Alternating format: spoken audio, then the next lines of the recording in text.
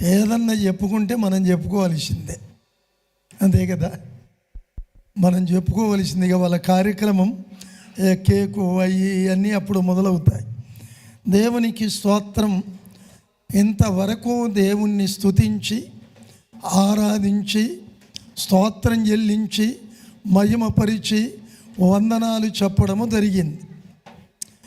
నాకు వచ్చిన ప్రశ్న ఏంటంటే, ఎందుకు అంటే కేవలము పిల్లలు పుట్టారనే స్తోత్రం చెప్పామా? దేవుణ్ణి ఎందుకు ఆరాధించాం? దేవుణ్ణి ఎందుకు మహిమపరుస్తున్నాం? దేవుణ్ణి ఎందుకు ఘనపరుస్తున్నాం? దేవుని నామమునకు స్తోత్రం ఎందుకు ఆరాధించాలి? ఎందుకు మహిమపరచాలి? ఎందుకు ఘనపరచాలి?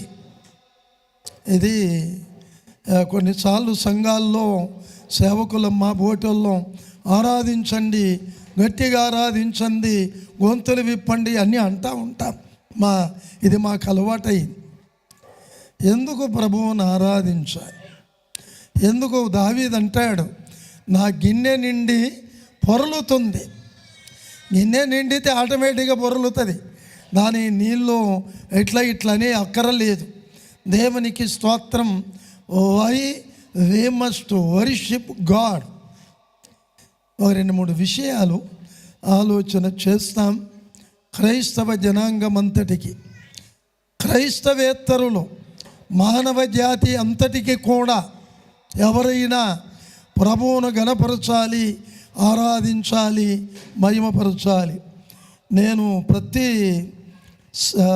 2 మంగళవారాలు జిఎం ఆఫీస్ రైల్ నిలయం వాక్యానికి వెళ్ళేవాడిని. అక్కడ వెళుతూ ఉన్న రోజులలో ఒక అమ్మ వచ్చింది. ఆమె అంటే వేరే మీటింగ్ పెట్టాము. మీటింగ్ అయిన తర్వాత ఆమె పేరు దేవకీదేవి. ఆమె ఒక పురోహితుని కోడలు. ఆమె వచ్చి, సార్ నా కొరకు ప్రార్థన చేయండి అంది. అమ్మా, నేను నీ కొరకు ప్రార్థన చేస్తా, మంచిదే, కానీ నీవు నీ కొరకు కూడా చేసుకో అని చెప్పా. అప్పుడు ఏమన్నదంటే, ఈ రోజు నుంచి మీ దేవునికి నేను ప్రార్థన చేస్తే ఇంతవరకు నేను మొక్కిన నా దేవునికి కోపం రాదా సార్ అంది. అంటే సమాజంలో ఉన్న కాన్సెప్ట్ నేను జ్ఞాపకం చేస్తున్నా. అప్పుడు నేను అడిగా, ఎంతమంది దేవుళ్ళు చెప్పమ్మా అన్న. ఆమె అనాలోచితంగానే ఒకడే దేవుడు అన్నది. మళ్ళీ అరే, ఒకడే దేవుడు అంటావు, నా దేవుడు నీ దేవుడు అంటావు, ఇదేంటమ్మా అని ఒక మాట నేను చెప్పాను ఆమెకు. దేవుడు అనేవాడు మానవులందరి దేవుణ్ణి ఆరాధించాలి. దేవుడనే వాడికి 5 లక్షణాలు ఉండాలి. మస్ట్ బి ద క్రియేటర్, ఆయన సృష్టికర్త అయి ఉండాలి, ఆయన పరిశుద్ధుడై ఉండాలి, ఆయన సర్వజ్ఞుడై ఉండాలి, ఆయన ప్రేమామయుడై ఉండాలి, శాశ్వతుడై ఉండాలి. ఈ లక్షణాలు ఎవరిలో ఉన్నాయో మొత్తము లోకమంతా తిరిగి, గ్రంథాలన్నీ తిరిగాయి. అంటే నాకెవరు జ్ఞాపకం వస్తలేరు అంటే యేసును గురించి చెప్పా. బైబిల్ తీసుకొని చదవడం మొదలుపెట్టాను. ఎందుకు అంటే కేవలం వారు పుట్టినందుకు బర్త్డే కొరకేనా మనం ఆరాధన చేసేదని మాట చెప్పాను కనుక చెప్తున్నా. ఆమె ఒక రోజున వచ్చి, sir I'm reading the Bible, I'm praying God అంది. ప్రైజ్ ది లార్డ్, హల్లెలూయా, మంచిది. అప్పుడు నేను అలా చూస్తున్నా సంతోషముతో. ఆమె మళ్ళీ అందుకొని, I'm praying God, I'm reading the Bible with not an expectation. ఏదో కావాలని కాదు, ఏదో అయింది అని కాదు. I worship him because he is God. Praise the Lord, hallelujah. ఈ రోజున మనము దేవుణ్ణి ఆరాధించాలా, స్తుతించాలి, ఘనపరచాలి, బికాస్ హీ ఈజ్ గాడ్. స్తోత్రం, స్తోత్రం, హల్లెలూయా. మంచిది అనుకుందాం. ఇప్పుడు ఎవరైనా పెద్ద లీడర్ వచ్చాడనుకోండి, ఆయన మనకి ఏమి చేసి లేకపోయినా లేచి నమస్తే పెడతాడు. కనుక దేవుడు మన కొరకు ఏం చేశాడు అని ఆయనను మనం ఆరాధించాలి, స్తుతించాలి, గణపరచాలి. యెషయా గ్రంథం 43వ అధ్యాయం జస్ట్ అవుట్లైన్స్ కొన్ని అలా మీ ముందు పెడతాను. దేవునికి స్తోత్రం. 43వ అధ్యాయం ఫస్ట్ లైన్, అయితే యాకోబు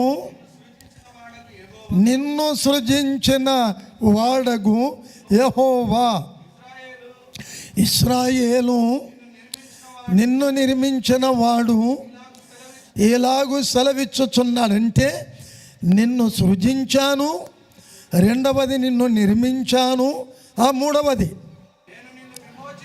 నేను నిన్ను విమోచించి ఉన్నాను, నాలుగవది భయపడకు, నిన్ను పిలిచాను, నీవు నా సొత్తు. Praise the Lord. Hallelujah, hallelujah. 4 మాటలు చేస్తూ జ్ఞాపకం చేసుకుందాం. I'm your creator. నేను పుట్టించాను నేను.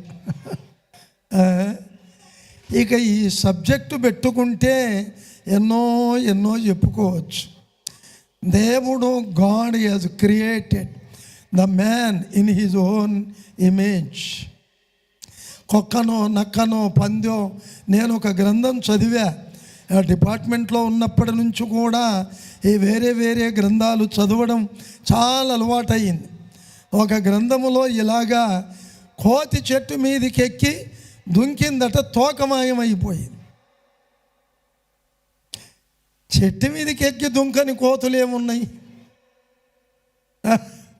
కనుక ఇప్పుడు కోతులనేవి ఉండకూడదు.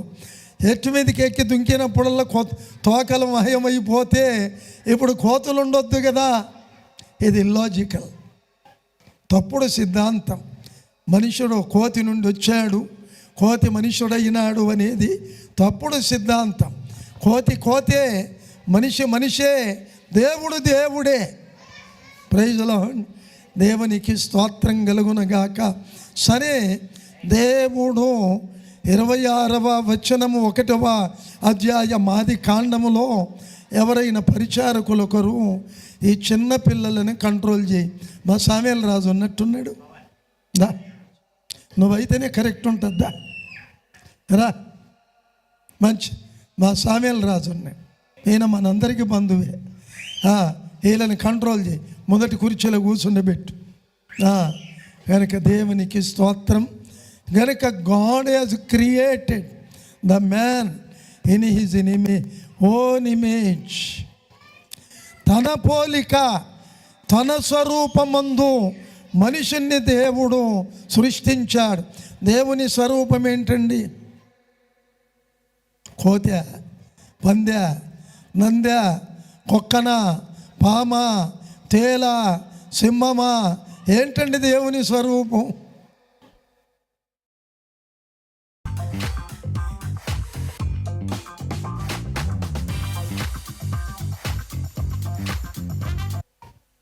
కనుక పరిశుద్ధత, నీతి, సత్యము, న్యాయము, యథార్థత ఇది దేవుని స్వరూపం.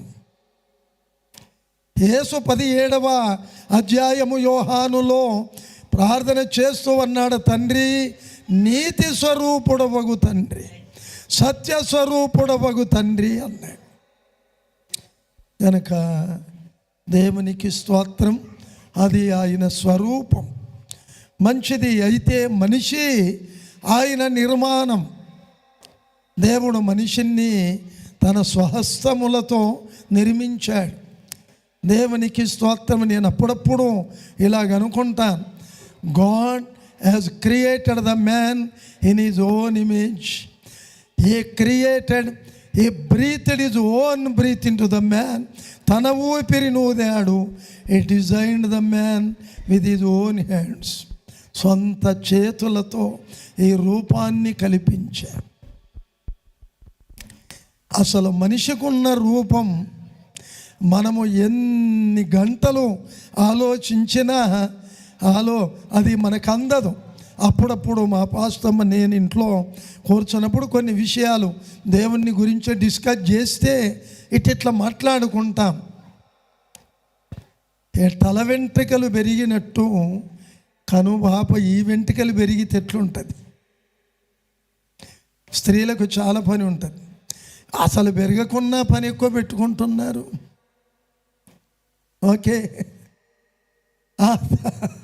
ఓకే. తర్వాత ఇంకొక విషయం, ఎక్కడ ఉండే ముక్కు ఇక్కడ ఉంటే ఎట్లుండేది, ఎక్కడ ఉండే నోరు ఇక్కడ ఉంటే ఎట్లుండేది, ఇక్కడ ఉండే చెవులు ఇక్కడ ఉంటే ఎట్లుండేది, ఇక్కడ ఉండే కళ్ళు ఇక్కడ ఉంటే ఎట్లుండేది. ఇది క్రియేషన్, ఇది వెరీ వండర్ఫుల్. ఆలోచన చెయ్యాలి. లేవగానే ఏదో అద్దాల ముందు నిలబడి ఏదో ఇది వేసి అది వేసి అలంకారాలు చేసుకోవడము కాదు. చేస్తూ నిన్ను నీవు అద్దం ముందు నిలబడి చూసుకుంటే దేవుణ్ణి మహిమపరచలేక ఉండలేవు. స్తోత్రం, హల్లెలూయా. కనుక God's creation is a design is so perfect. Amen. ఇంకొక విషయం చెప్తా. ఇది మామూలుగా 50 kg రైస్ బ్యాగ్ ఇట్లా లేపుకొని నెత్తి మీద పెట్టుకునేటోని 1 క్వింటల్ ఈప్ మీద వేసుకొని పోతుంటే గనుక 1/2 క్వింటల్ బియ్యం ఇట్లా లేపాలంటే మన చేతులు ఎటు ఫోల్డ్ అవుతున్నాయి?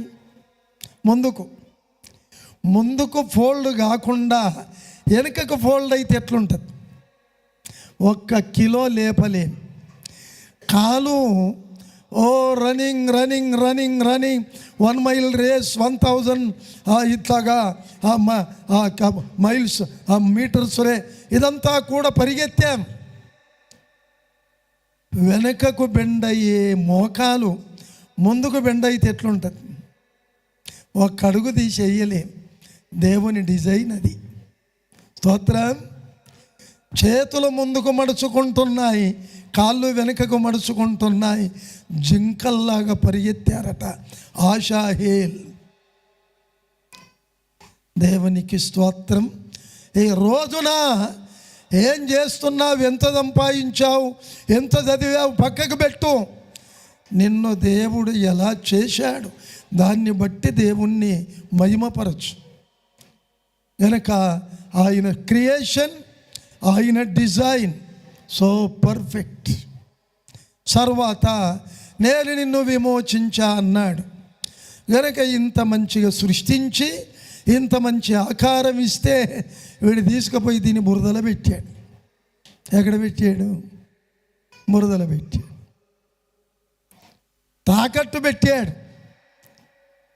అందుకొరకే దేవుడు 3వ మాట, నేను నిన్ను విమోచించి ఉన్నాను. I have redeemed you. విమోచన ఎవరికి అవసరమో తెలుసు చెప్పండి. విమోచన ఎవరికి అవసరమో చెప్పండి పర్వాలేదు. మీరు అట్లా చూస్తున్నారు. ఎవరికి విమోచన అవసరం? బంధింపబడిన వారికి విమోచన అవసరం. సో బంధకాలలో ఉన్నవానికి, బంధింపబడిన వారికి విమోచన అవసరం. కనుక ఇప్పుడు మనుషుడు బంధకాలలో ఉన్నాడా, బంధించబడి ఉన్నాడా? ఎస్. హబక్కూకు గ్రంథం 1వ అధ్యాయం 15వ వచనం చదవండి.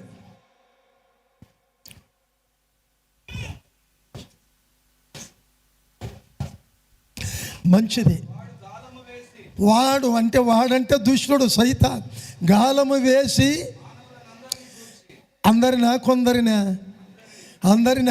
అందరికి గాలం వేసాడట. గాలం వేసి వచ్చి లాగి ఉన్నాడు.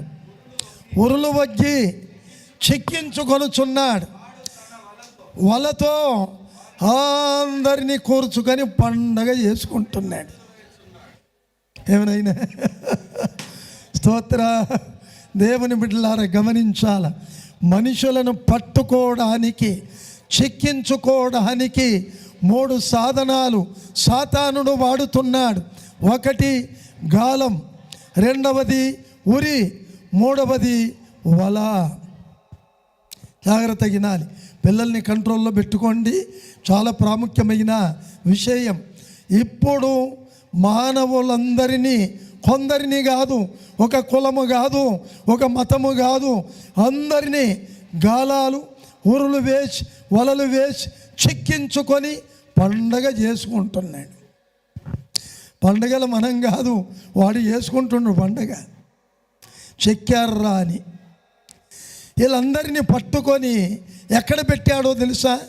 యెషయా గ్రంథం 14:17 వచనం చదువు. యెషయా 14:17.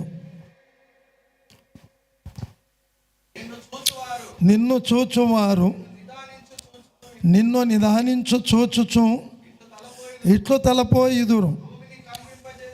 భూమిని కంపింపజేసి రాజ్యములను వణికించిన వాడు సైతానుడట. రాజ్యాలను వణికిస్తేస్తున్నాడు. పట్టణములను పాడు చేసిన వాడు ఇతడేనా? ఇప్పుడు గ్రామాలు పాడైనాయా, పట్టణాలు పాడైనాయా? కాస్తో కూస్తో గ్రామాల్లో కొంచెము ఏదో అంత కనబడుతుంది, పట్టణాలంతా చెడిపోయినాయి. వాడిని వీడు కొట్టి, వీడు వాడిని కొట్టి, వాడిని వీడు కబ్జా చేసి, వీడు వాడిని కబ్జా చేసి. ఎట్లుంది రోజు వార్తలు చదువుతుంటే? గనక దేవుని బిడ్డలారా గమనించాలి, పట్టణాలను పాడు చేశాడు వాడు. ఇప్పుడు పట్టణాలు బాగవుతున్నాయా, పాడవుతున్నాయా? ఇదంతా ఎవరు చేసే పని? ఆయన చేశాడో ఈయన చేశాడో కాదు, సాతానుడు చేయుటల్లో మనుషులను వాడుకుంటున్నాడు. పట్టణాలు పాడైపోయినాయి, దేశాలు పాడైపోయినాయి. కనుక మనుషులందరినీ ఎక్కడ పెట్టాడో తెలుసా? చదువు బిడ్డ. రైట్. చెర. వాట్ ఈజ్ చెర? చెర అంటే ఏంటి? మేము పోలీస్ డిపార్ట్మెంట్లో ఉన్నప్పుడు చెర అనే వర్డ్ రిమాండ్ అనేవాళ్ళం, or custody after the offence before judgement. ఒక ముద్దాయి నుంచేది చెర, రిమాండులో. జైల్లోనే 2 విభాగాలు. ఒకటి ఏమో పనిష్మెంట్ విభాగం ఆఫ్టర్ జడ్జిమెంట్, మరి ఒకటి ఏమో ట్రయల్ టైములో బిఫోర్ జడ్జిమెంట్ రిమాండ్ విభాగం.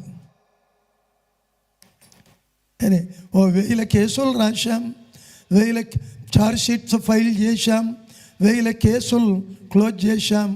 రిమాండ్. ఈ రోజున సర్వ మానవాళిని సాతానుడు రిమాండ్లో పెట్టాడు. ఏమంటారు?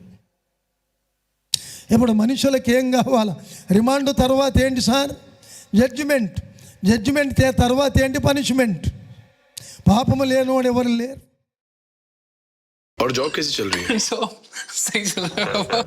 చేసిన వాళ్ళందరినీ సాతానుడి రిమాండ్లో పెట్టి జడ్జిమెంట్కు సిద్ధం చేస్తున్నాడు. జడ్జిమెంట్ తర్వాత పనిష్మెంట్. ఆ పనిష్మెంటే నరకం, అగ్నిగుండం, ఏదైనా అనుకో, ప్లేస్ ఆఫ్ పనిష్మెంట్. ఇది మానవ పరిస్థితి. ఏదో మనము ఇది చేశామో చెల్లినేదో, అది చేశామో చెల్లినేదేవు, ఇది చేశామో ఎవడు చూశాడు, అది చేశాం ఎవడు అడుగుతాడు? అడిగేటోడు ఒకడు ఉన్నాడు ఒక రోజున. ఇక్కడ లోకములో పోలీసు వాళ్ళకు దొరకకపోవచ్చు, నాయకులకు దొరకకపోవచ్చు, తల్లిదండ్రులకు దొరకకపోవచ్చు, ఎవరికో దొరకకపోవచ్చు. దేవుడు పట్టుకుంటాడు ఒక రోజున. అక్కడ ఎబ్రీ 9:27 అంటాడు, మనుషులందరూ ఒక్కసారి మృతి పొందవలెను అని నియమింపబడెను, ఆ తర్వాత తీర్పులో నిలబడాలి మనిషి. కనుక this is the problem today. కనుక ఇప్పుడు మనిషికి కావలసిందేంటి? రోజుల్లో దొంగలు దొరలవుతున్నారు, దొరలు దొంగలవుతున్నారు. నోరున్నది ఊరైతుంది, బలముందోంది ఏదో అవుతుంది. ये सब खुदा के पास नहीं चलता, ये दुनिया में चलता, खुदा के पास ये सब नहीं चलता. అదాలత్ మే టైర్నా ఈ పడతా తీర్పు. ఇప్పుడు మానవునికున్న అసలైన అవసరత కులము కాదు సార్, మతము కాదు, కులము కాదు, మతము కాదు, నేషనాలిటీ కాదు. ఎక్కడైనా బతుకుతాడు మనిషి, మట్టి అమ్ముకొని బతుకుతాడు. दुनिया में जीना बड़ी बात नहीं है, मरने के बाद जीना वो बड़ी बात है. ప్రైజ్ ది లార్డ్, హల్లెలూయా. గనుక దేవునికి స్తోత్రం. దేవుని బిడ్డలారా, గనుక ఈ లోకాన్ని విడిచిన తర్వాత దేవుని దగ్గర బతకడం అది గొప్ప విషయం. తమ్ముడు ఫోటోగ్రాఫర్స్ ఆపండి ప్లీజ్, స్టాప్ ఫోటోగ్రాఫ్. వీడియో కూడా ఆపండి, కూర్చొని వినండి. మీరు కూడా ఏదన్నా గాలానికి ఉరికి పడతారా చూసుకోండి. మంచిది. దేవునికి స్తోత్రం. దేవుని just keep quiet and sit down. ఎవరిని తర్వాత తీసుకోండి. దేవునికి స్తోత్రం కలుగునగాక. ఒకవేళ తీయాలనుకుంటే ఈ వీడియో కంప్లీట్ మెసేజ్ తీస్తే తర్వాత వింటారు, అది మేలు. మీరు కూడా డెవలప్ చేసేటప్పుడు మీరు వింటారు. మొత్తం మీద ఏదైనా దైవ సన్నిధిలో వాక్యము ద్వారా మానవునికి ఆధ్యాత్మిక మేలు జరగాల. దేవునికి స్తోత్రం. విమోచన. జైలుకి పనిష్మెంట్కి వెళ్ళొద్దంటే జడ్జిమెంట్ తప్పించుకోవాలా. జడ్జిమెంట్ తప్పించుకోవాలంటే రిమాండ్లో నుంచే విడుదల పొందాలి. స్తోత్రం, హల్లెలూయా.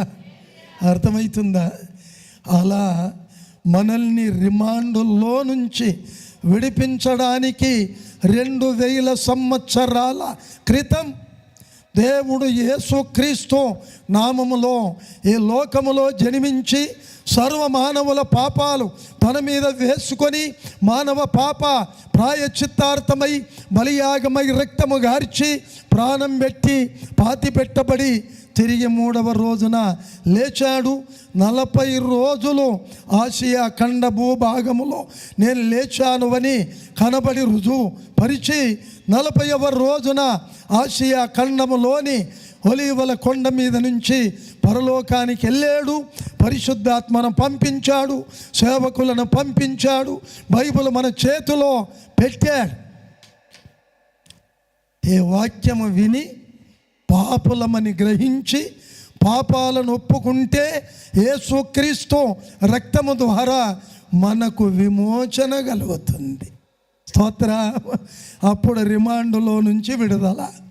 రిమాండ్లో నుంచి విడుదల పొందితే ఇక నీవు ఇంటికి పోతావు. దేవుని రిమాండ్ నుంచి విడుదల పొందక పోతే జైలుకి వెళ్తావు, పనిష్మెంట్కి వెళ్తావు, నరకానికి వెళ్తావు. రిమాండ్లో నుంచి విడుదల పొందితే ఇంటికి వెళ్తావు, దేవుని ఇంటికి వెళ్తావు. మోక్షం is nothing but house of God. Praise the Lord, hallelujah. ఏది మంచిది? పాపములోనే ఉందాం. అరే చలాయింగే, జబ్ తక్ చల్తా చలాయింగే, నై చల్తా. దేవునికి స్తోత్రం.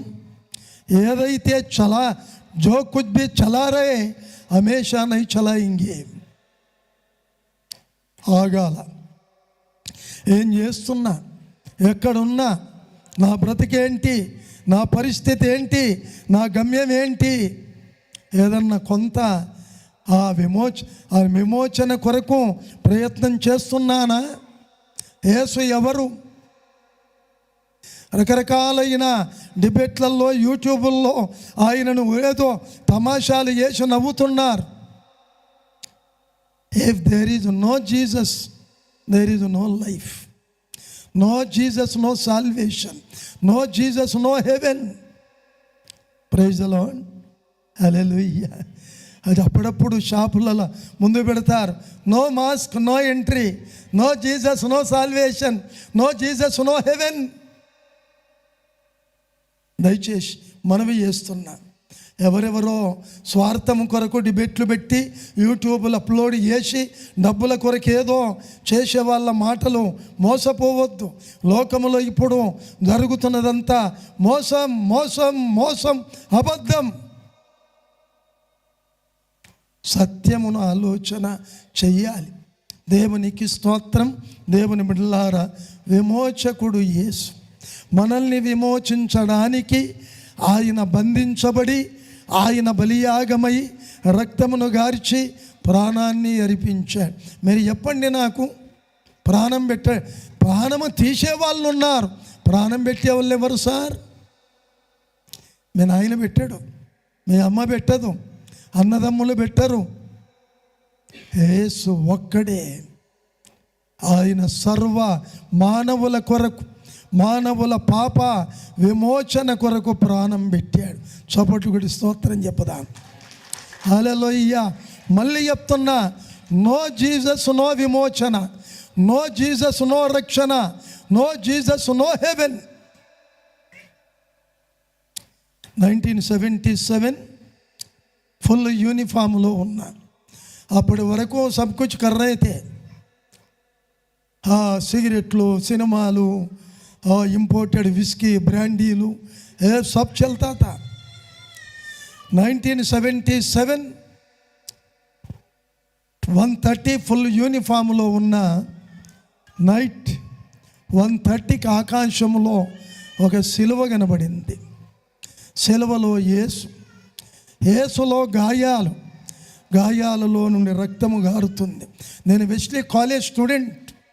యేసు అంటే చరిత్ర తెలుసు, థియరీ తెలుసు. ఆ థియరీ ఇప్పుడు ప్రాక్టికల్గా చూస్తున్నా. ఈ రోజున మీకు థియరీ వినబడుతుంది, నేను ప్రాక్టికల్గా చూశా. హృదయాన్ని ప్రభువుకిచ్చి ఆయనను ఆహ్వానించి నా లైఫ్ను కమిట్మెంట్ చేశా. 1977 82లో ప్రమోషన్ వచ్చింది.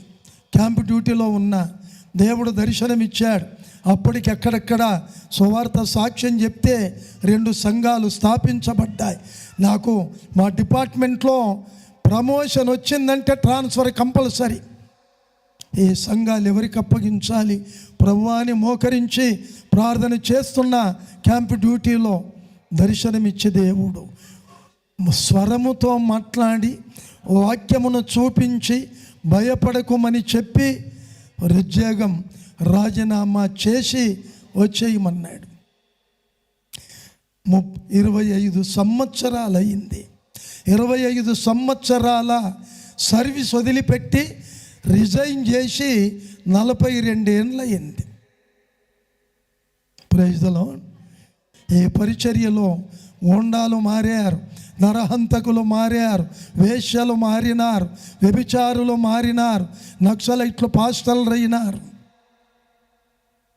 జరిగిందలా. సమాజానికి మేము మేలు చేస్తున్నాం. సమాజానికి పాస్టర్లు మేలుకరంగా ఉన్నారు, ప్రార్థన చేస్తారు, సువార్త చెప్పుతారు, రౌడీలను మారుస్తారు, గూండాలను మారుస్తారు, దొంగలను మారుస్తారు. సమాజానికి మేలు కాదా? దేవునికి స్తోత్రం. విమోచకుడు యేసు మన సృష్టికర్త. నంబర్ 2 మన నిర్మాణకుడు. నంబర్ 3 మన విమోచకుడు. నంబర్ 4 నువ్వు నా సొత్తు.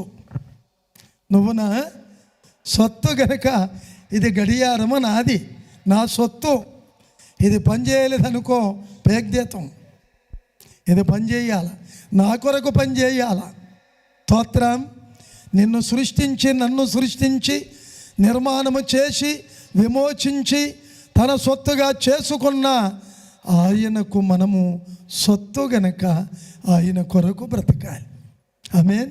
ఆయనను మహిమపరచాలి, ఆయనను గణపరచాలా, ఆయనను స్తుతించాలా, ఆయనకు స్తోత్రం చెల్లించాలా, ఆయనను ప్రకటించాలి. The same thing we are doing. మత మార్పిలి ఏట్లే. Christianity is not at all a religion. మతము కాదు.